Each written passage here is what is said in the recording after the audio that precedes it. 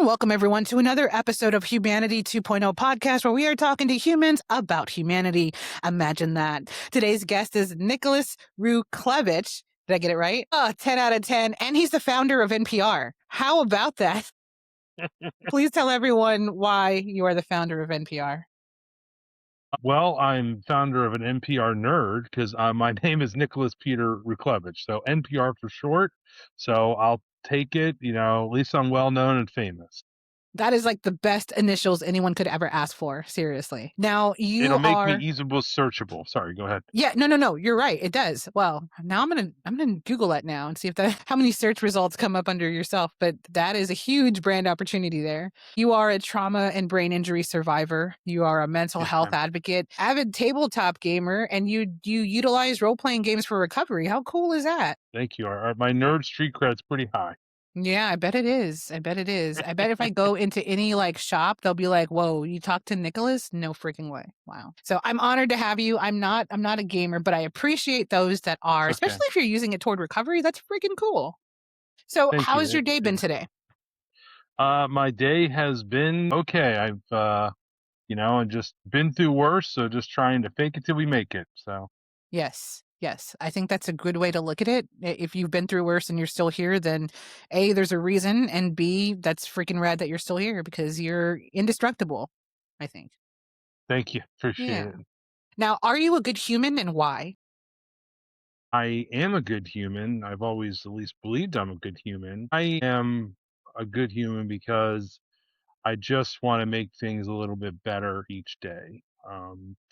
I have been through a lot. We've all had our own journeys, but I always say one of my sayings I have now is just do the next right thing. And I try to do what's best for me and for others as I'm moving forward. And I believe that is a butterfly effect. It helps branch out to others and find hope in it. Why do you think you do good things? Like why do you think you feel called to do good things for others or to help people in general? Um, the world's hard enough. I don't have growing up, I didn't have a lot of self-esteem. I didn't have a lot of self-value and self-worth. So when I get to help others and help do kind things, it helps me show validity about why I'm here, where I'm here, etc. So just trying to go about the world, making it a little bit better each day, and not I also look at myself, I look at the situation in a third person. Mhm. How do I want to make this better? How would I be approach the situation? What can I do to help make it better? And it's one of the no reason why I did gift of perspective. We'll talk about my trauma, blah blah. But I see things very differently. So I don't have blinders on anymore in my life. I see everything. So I try to see what I can do to help out in each case, make it a little bit better through that perspective. Not having blinders can be a lot because you're not like everyone else in that you're absorbing a concentrated amount. You're absorbing everything, quite literally. So is that overwhelming at times? And how do you become underwhelmed? How do you manage that and become, stable from that? It can be. It is overwhelming at times. I don't really have an answer about how to make it through it. I mean, I'm fortunate enough. I do have a therapist that I speak with, and I talk about my struggles, and it does get overwhelming. But I've had to accept I can't fix everything. The world would run a lot better if you just let me run it. I always say, but the only thing we can control is our own actions. And one of the things I said to someone, control is one of the biggest lies we learn about. But the only thing we can control is how we approach situation and what do we do. And I always try to hold myself accountable because at the end of the day, I have to look at myself in the mirror and be proud. I have to be proud. I try to be proud of how did I handle this? You know, how did I navigate this? How did that make me feel? And how did they feel? And Mm. putting myself in their shoes, looking at myself, I always want to feel okay. I always want to feel accepted. It's my own self worth. So I always want to make sure others feel that same sense of purpose and just thankfulness of what they're doing. Yeah, that's really great that you consider other people and you are very thoughtful of other people and wanting to help them. And, even though your initial position wasn't quite the same, helping those people to be in a better place. Like, that's pretty awesome. Thank you. When you think about people you've met over your lifetime, you meet a lot of people, a lot of humans. Can you think of one human, whether they're familiar or a stranger, that just kind of touched you inside, where you still remember that memory of how they, touched your soul and what they said and how it made you feel? The the answer is yes. I mean, I know so many, the hospital, the therapists that helped me be where I am today have meant so much to me. Their little acts of kindness, them helping me recover through difficult situations has helped me. I'm friends with an international musician, and she's like the kindest person in the world, and she sent me wonderful encouragement. And again, people can be consumed about the world around us, and when they take that time just to thank others or show others a brighter way forward, it helps us all. Can you tell us a little bit about what had happened to you that caused the injuries? Nobody really knows what happened. I was in a single vehicle motorcycle crash March 15th, 2016, so almost 10 years on the Ides of March in Brain Injury Awareness Month, so double jeopardy. Nobody really knows what happened. I impacted a wall. I separated my pelvic circle. I broke my sacroiliac. I crushed my left orbital. I had a massive concussion, right side brain bleed, subdermal hematoma. So I was never unconscious, never in a coma. My body laid there roughly 4 hours, and I was taken to the trauma unit. They found me, and long recovery, lots of surgeries, and I don't want to Sure. digress Yeah. all the stuff, Right. but it's so that's what led me to kind of pursue this path of trying to help stand out and help, talk to others, other trauma survivors and other people that, are going through something, is feeling alone. Every brain injury is different. For me, it was a black hole. It was being surrounded in darkness and not knowing where it was, getting out of it and trying to reach through it, try to control the darkness and trip Mhm. it up and just try to move through it was a very hard journey. I mean, for me, it was 12 days I lost in my life. I was never unconscious. Mhm. I was never in a coma, but I wasn't cognizant. So even though people would respond to me, my brain, I Right. don't feel was there. So losing one of my greatest assets of problem solving, cognition, Mhm. jokey, whatever, is something that still terrifies me today. Mm. So I know you said you don't remember a whole lot. Do you remember anything during that 4-hour period before you were found? No, No? my brain is completely, Yeah. hopefully it's maybe it's a way to protect me. I don't know. So right side, so our brains, right side brain controls left side of body, left side, Mhm. right side, left side. A lot of that's your speech, your recognition of, language. Right, I can only speak about my injury. They say brain Mhm. injury is the invisible injury. Right side is left side negligence. It's also cognition, it's problem solving, it's compulsivity, it's the way you see. So that's right side brain. We don't know what, you know, my injury was bad, obviously, or I would have, who knows, who knows if I'd be here or not. We don't Yeah. know. Uh, but so I have no memory of it. Right. And I don't have any memory until roughly 12 days later. But I have I thought I was going through dreams. Like certain things that happened, I Mhm. thought it was a dream, but it was just my brain trying to recognize certain familiarities of it. Like I love gothic heavy metal, and I was like, man, this is pretty cool. We're listening to we're at a funeral and they're playing the heavy metal music because my girlfriend would play, not my wife, she would play my heavy metal Mhm. station, which would calm me down. So like my brain would recognize certain things as, oh wow, this is cool. Mhm. But I have no memory of anything. Wow. Well, congrats on going from girlfriend to wife. That's awesome. Yeah, And it's been a very fun journey. yeah, I think you're right. I think your brain is definitely trying to protect you, or that it was, and it still is probably. I've always felt that there are certain things that we cannot remember because our brains are trying to actively protect us. It's things that we don't need to, well, we may need to know later, but we definitely don't need to know now because we can't handle that. So I really think that that's the thing.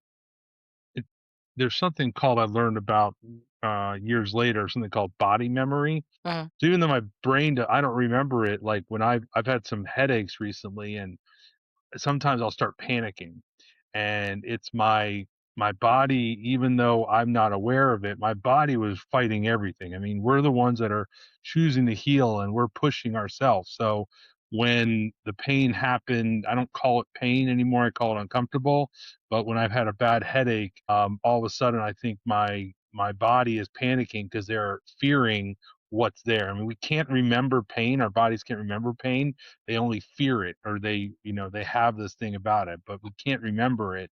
It's just we're afraid of it because of what it was like. so today's society judges things that they don't understand. Big shocker. What do they not understand about trauma and brain injuries that you kind of wish they would? Well, trauma touches more people than we realize. Trauma is the number one cause of death between 1 and 45. 1 in 17 is guns, but 1 in 45 is trauma's number one cause. It happens to anybody. You could be walking home and then hit by something. You could fall, hurt yourself. It doesn't. It's all the unexpected. Brain injuries are also much more common than we realize. Severe concussions, bleeds, head injuries are they're very prominent in our world and the lives we live. And people can struggle for a long time just through that recovery, that fear of ourselves. I mean, we all abuse ourselves and angry at ourselves, and when your brain is kind of lost or scrambled, it's hard to kind of make ends understand what end is up in it. And I mean, I've met people who I'm now friends with, and I met them through my different mentorship volunteering. That I mean, they've had closed head injuries, and when you hear them speak, Mhm. it's difficult to understand them. I can understand them, but they've been thought people think that they are mentally handicapped. No, and so just because you feel someone might not know something, don't assume. Always approach someone, look at them in the eyes and speak to them clearly, because we don't know what's going behind there. And has someone saying something for to me, "Oh, you were really slow then." I was like so angry. I was like, people not realizing that people are trying, and we have to give them the benefit of the doubt and show them the same respect you would want Mhm. in all aspects of life. That is very true. Now, you recently went to Washington to lobby, correct? Can you tell Yep, everyone 3 years ago. can you tell everyone a little bit about that and what you were lobbying for? So I volunteer with something called Trauma Survivors Network. It's a now international in Canada and Australia, but it's a support group that speaks to other trauma people. I speak tomorrow. I'm actually going into the hospital, speaking to other, people. I'm trained through the hospitals, but we also have a support group. Well, in this organization, we were able to team up with a trauma surgeon lobbying group, and we went there to speak to various representatives from across the country about the importance of having trauma systems, having a support system like this because of how debilitating it is. And I was with 5 other survivors or advocates, and we just went to Pennsylvania and Virginia lawmakers and people from Oregon, Washington, California, middle of nowhere, Nebraska, went to their lobbyists too, because or went to their their congressional leaders as well, because again, trauma affects so many that it's an unknown entity out there. It's always there, and needing to know, it's there is important. What do you hope that your lobbying will do? And actually, not even that. I mean, because lobbying is one thing, but then it's another for them to actually produce a bill. Then in the end game, what do you see that would benefit the community, that would benefit all humanity as it pertains to having these programs that could help and also resources? What would that look like for you? So the resource, I mean, I want people to feel that they are supported and not alone. And mental health is always it's a buzzword, as we were saying. Everything bad, oh, it's a mental health issue. Well, we have to fix it to do it. There's no way to fix it. What there's a way to do is to make it approachable and acceptable for all. I say men are allowed to be only angry, no other emotion, and women are allowed to be every emotion but anger. But it's all BS. We're Mhm. all welcome to every one of them, and I speak a lot as an adult male about my emotions because it is we all have them. Doesn't matter, trauma survivor, man, woman, child. We all are allowed the emotions, and respecting them and understanding is important. And the importance of having a I'm very fortunate. I live in outside of DC in Northern Virginia, so I want to use my ability to speak. And Mhm. there's a national level, obviously, and stuff, but there's also state and local levels that I'm speaking with my House of Delegates and my state senators too, trying to introduce bills in Virginia and try to help with some of the stigma that comes into the mental health barriers, not just a financial one, but also just making it understand that it is hard and it's Yeah. okay to struggle. Would you say based on the current assembly of government, are you hopeful about, I guess, the bills and the lobbying, like what you're doing? Do you think that it can make a difference and move forward like currently, or do you think it'll take some time? It'll take a lot of time. I think that I've talked to my United States senator and House representative members recently at an event, and I know they support me, but there's a lot of unfortunately bigger stuff we're trying to fry right now. So I'm going to make sure I speak to my states. And that's the important thing I think people might not know is we have a lot of state delegates that are local people that we can reach, and state senators, obviously House of Delegates, each state's different, but those are the ones we need to reach out to and rally to say. I mean, that's the important thing about the odd years of elections, Mhm. because you elect your local people to represent you, and we need to hold them accountable. And the only way to get to a national stage is also to start on a local stage. So I'm very fortunate in so much of my healing and my stuff, but I say it's not a joke, but I'm a straight white male, so I better stand up for it. And I make sure I use my platform to help others in different ways, just so they can feel seen and protected as where they can by, like you say, other humanity. Can you tell us the why behind the work that you do and then what the work that you do is? So the why I do this is this is all voluntary. I don't make any financial gain from it. I do this because I don't want others to feel that they are alone in this journey, this world, whatever we have. I mean, we're not alone in this. My trauma taught me one thing, that I wasn't invisible. I used to think nobody saw me. I wasn't there. But when my trauma happened, so many people came out. Some people reached out just checking in and just how much important it was. And that made me realize that it's a hard enough world out there. So I need to make sure that others can kind of see that there is a path forward. There is a option. I mean, male traumatic brain injury survivors are twice as likely to die by suicide than others. So it's very imperative for me to let people know that not only as a brain injury survivor, but as a male, that it's okay to feel not okay. It's okay that you're having these emotions. It doesn't make you weak. It just makes you a human. Understanding that humanity is allowed the vulnerabilities, because we can't be created unless we're vulnerable, as Brene Brown said. So understanding that you're allowed those feelings and those insecurities, because that's the only way we're gonna push forward. A human race, only human beings have only gotten out of the caves and got other stuff because we were feared something. We always knew, and we challenged ourselves through it. Otherwise, we would have not changed. You Yeah. need to go through it, and you need to go through it to move, to step forward. If you could share a message with humanity, any message at all, what would you tell them? That hope is a free medicine. That's my one of my zingers. Hope is a free medicine, and knowing that there's always someone out there that wants to help, no matter how bleak it looks, someone wants to help. I like that very much. Both of those. Very excellent. Good job. Thank you. Thank you. Yeah, thank you. Where can everyone find you on social, on the internet? Any books, any projects? Tell us everything. I wish I was a better sales guy. I have a simple link tree that has my different events, different podcasts, different Hmm. webinars, link tree, gift of perspective. I have an email, gifts of perspective at Gmail.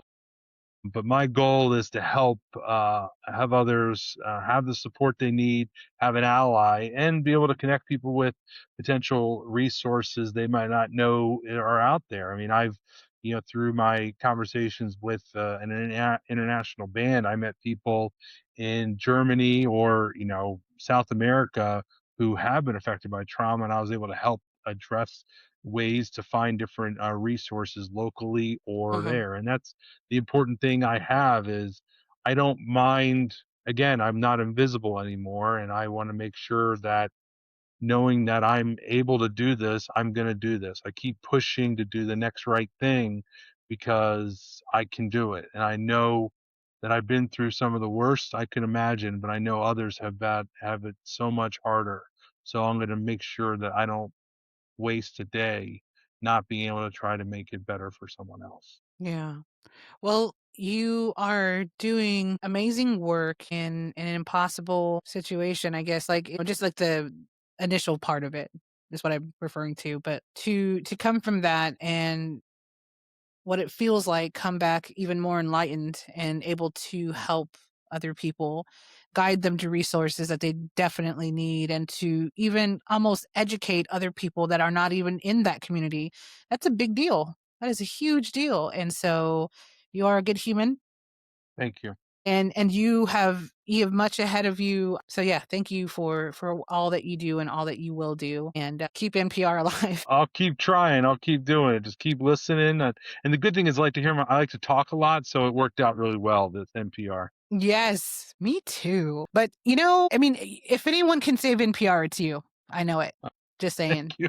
Yeah, I really enjoyed having you here. I was excited to meet you because I just am fascinated by people who have, life altering experiences and then have life altering messages that are just so needed to be heard, so needing to be heard. Sorry, I'm like very tired right now. But it's amazing. It's inspiring to see, and not like in a, bumper sticker kind of way, but in a very profound humanity type of way. And all the people that listen to you are going to, want to be better humans and do more. And maybe they will go out and lobby. Maybe they'll go out and vote. Maybe they will be inspired to start a group of their own, about another community or another group that isn't getting the attention or the resources that they need. So, by being yourself and by doing the work that you do, I really think that you will help people to activate themselves and become activists and supporters for various things. So good on you. I hope you have the best day of your life. And thank you so much for being here. It's been amazing. Nicholas, say your own last name. Nicholas Ruklevich. And I have to add, Vanessa, you help bring, this program and others doing it, you help bring a voice people might not know because not everybody's willing, maybe able to right now stand up and shout at the thing and raise their hand. But your platform reaches people that you'll never know. And those little bits of help we do, people might remember it, moving forward because of something that you said. So helping create something as a new humanity or whatever the case may be. So thank you for doing this. It gives someone like me and other survivors or other better humans ability to say, hey, we all on this together. Let's help work on it together too. Amen. I love that. Thank you so much. That made me like shine there. I appreciate that. Yeah, no, come back anytime. Tell me fun stuff all the time. It really is the reason behind why this show exists. I mean, I did a different docu series for a couple years and then pivoted to humanity, mostly because I know that while there are good parts of humanity, there's also parts that are struggling. And right now, with everything being so polarized and people being disconnected and us just going crazy, like if the us from 10 years ago looked at the us now, they'd be like, y'all some crazy people, and back away slowly. But the ability, like you said, to create a platform where people can come and say, their piece, they can express their humanity, they can talk about humanity on another level. and just kind of like meditate on what that means, what the future is, and what it could be, those conversations are life changing for all of us. And so that humanity 2.0 being, thinking with compassion and empathy first and helping each other before, saying, what can you do for me? That's everything. That's the 2.0 that I know we will get to. And I've always been a strong believer that that's where we will be. I mean, you see it every day. Even though there's a lot of negative content out there, there's a lot of positive content out there too. And so the more positive content we can put out, the better that we'll be for it. And, it'll just, it'll spark change because that's, we never stay the same. We change, whether it's good or bad, we change. And hopefully it'll just continue to be for the best. One of the things I learned through I would say, cliff notes of therapy for over, 16 years, we can only offer each other compassion, acceptance, and forgiveness. And just trying to be, compassionate, for each other, forgiving those that are out there, and just, accepting what we can't control. So I always try to look at it like, are all of them level for me? Like, am I being compassionate? Just trying to make sure I'm walking through the notion of just having to, people are trying their best and giving them the benefit of the doubt and accepting it for where they are, and having compassion for their struggles in it, Yeah. and forgiving them of not knowing better. Yeah. And listening to you speak today, you made me think of something, and it's not really something that I've ever really thought of, but I kind of want to challenge myself, and for everyone else, challenge yourself to do this too. But I have this kind of idea like every day we should do something to either, better someone else's situation or to offer a kind word or to, change someone's perspective. So something that's, changing, whether it's minimal or, extreme, but we should strive to do at least one thing, and then come back to yourself at the end of the day and be like, what did I do today? What did I do today that made a difference for someone? Or what did I do today that changed the course? My friend the other day gave their lunch. They were on a train to work and they gave their whole lunch to a homeless man. That guy had food that day. And then my friend told me about it. And then I actually went and got them lunch and brought it to their workplace because I thought, well, that was a good act of humanity and selflessness. So I think that should be rewarded. And I'm going to bring you lunch. And that kind of meant the world to them feeling appreciated and, knowing that even though they gave up their food, that they just, got this gift of food for themselves. And it was just something small for me. It was small, but for them, to do that for a complete stranger and not even hesitate, like, that was a big deal. So I think I think we could challenge ourselves to do at least one thing every day, and then let's see what happens with that. Yeah, thanking someone can change their course for everything, and doesn't matter if you're an artist, a Mhm. podcaster, or a person on the street. Just thanking them for even holding the door and a Yeah. smile, Yeah. that can really help change someone's day. And be when you think about it, when someone smiled or thanked you, you're like, oh, it kind of helps break through some of that, whatever's going on. If someone doesn't, is frustrated, just saying, hope you have a good day, or hope you're, it might help them, reflect on where they are. Yeah. Even telling someone like, "Hey, you look nice today." You know? They might have Exactly. been trying to put an outfit together for like 4 hours or something, or maybe that's the only clean clothes they had, but they were like, "You know what? That's awesome. Someone said I looked good." And you made them feel good. So I mean, we could do so many things that are tiny, holding doors, like you said. Playing tabletop games, like that is so freaking cool. I feel like there's meaning in everything, and we could do so much if we just kind of thought about, what can we do? Maybe that's the first step, is thinking about what can you do with what you have in front of you, right?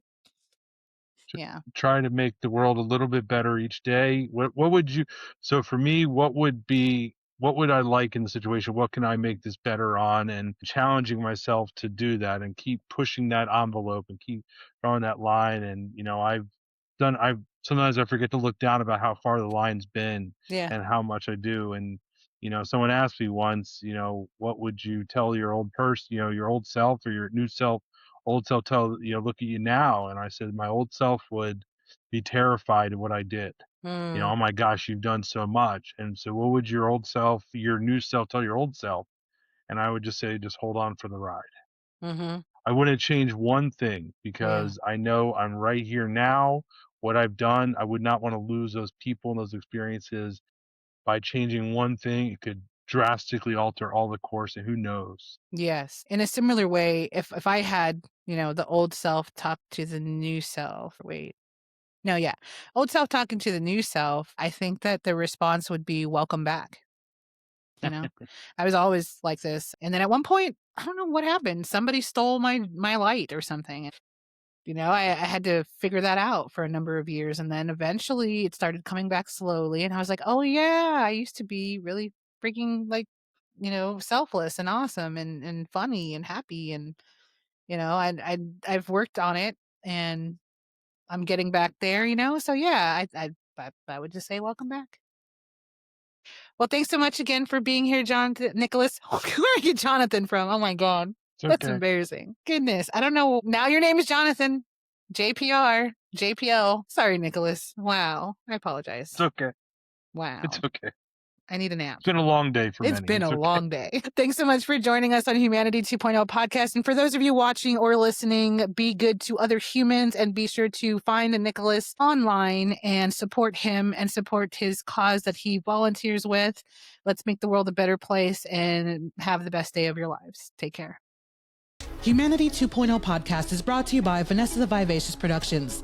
Want to be a guest? Visit the link in the episode description for future guest opportunities.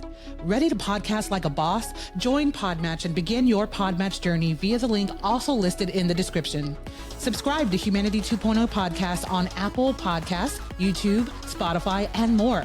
Follow and help support the show by buying Humanity a cup of coffee via buymeacupofcoffee.com/Humanity 2.0 podcast. Above all, don't forget to be good to other humans. See you guys next time.